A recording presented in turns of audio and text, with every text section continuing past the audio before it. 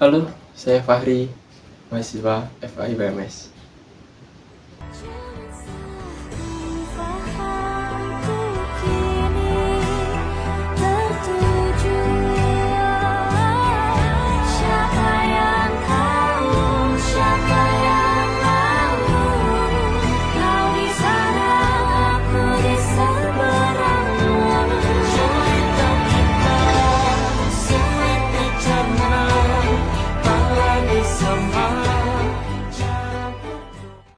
Makanya Syed Hussein Nasr pernah mengatakan, manusia modern ini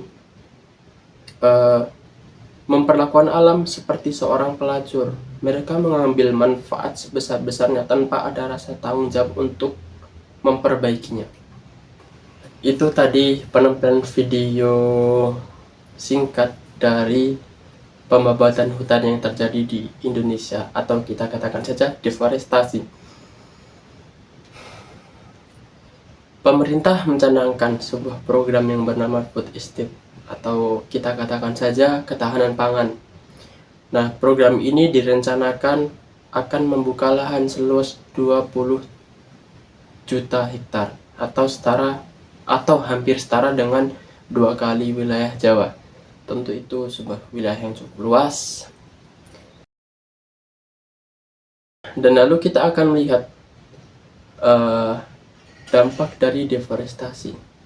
Yang pertama adalah rusaknya ekosistem yang sudah ada ratusan atau bahkan ribuan tahun di situ.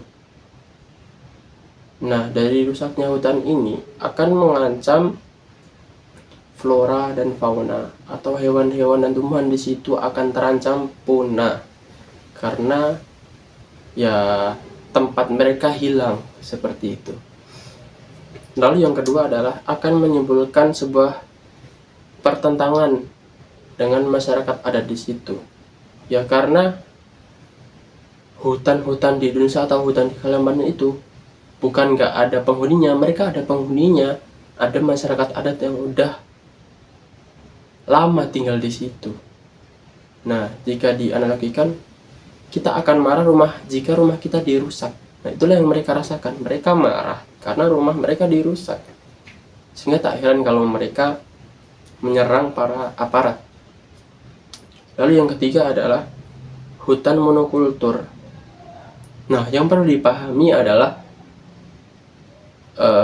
hutan-hutan yang lama tadi, yang banyak pohon bermacam-macam, bahkan ada pohon yang puluhan atau ribuan tahun, itu mempunyai ekosistem yang sangat baik. Dalam penelitian, pohon yang umurnya puluhan atau bahkan ratusan tahun itu mampu menjaga struktur tanah dengan baik, mampu menjaga resistensi air dengan baik, sehingga keberlangsungan air bersih di sekitar situ akan bertahan lama, gitu bahasanya. Nah, dengan dampak penggundulan hutan tadi, sudah kita lihat dampaknya, teman-teman. Seperti banjir yang terjadi di Sumatera, itu kan terjadi karena banyak penebangan hutan yang terjadi di situ, sehingga menyebabkan nggak ada yang mampu menahan struktur tanah, nggak ada yang mampu menyerap air hujan ketika benar-benar curah hujan itu lebat. Nah, sehingga yang terjadi longsor, itulah yang terjadi di Sumatera. Nah, lalu kita akan melihat dari sudut pandang Islam.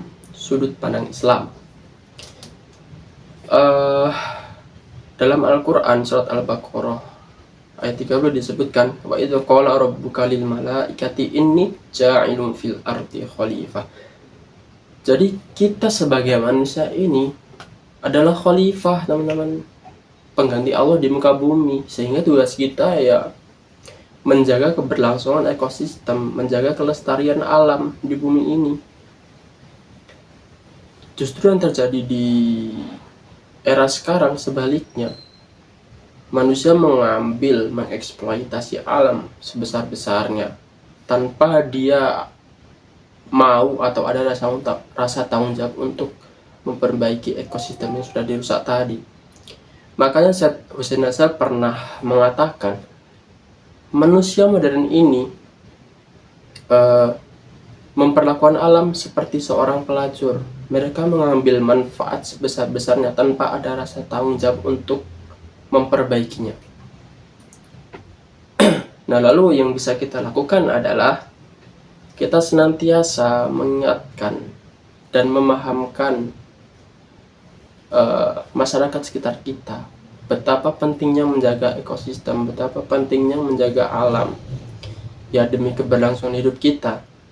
Yang kedua adalah kita bisa melakukan hal-hal kecil seperti membuang sampah pada tempatnya. Dan yang terakhir adalah pesan untuk pemerintah untuk memutuskan suatu keputusan itu pertimbangkan dengan matang sehingga dampak atau resiko yang ditimbulkan bisa diminimalisir. Seperti itu. Terima kasih.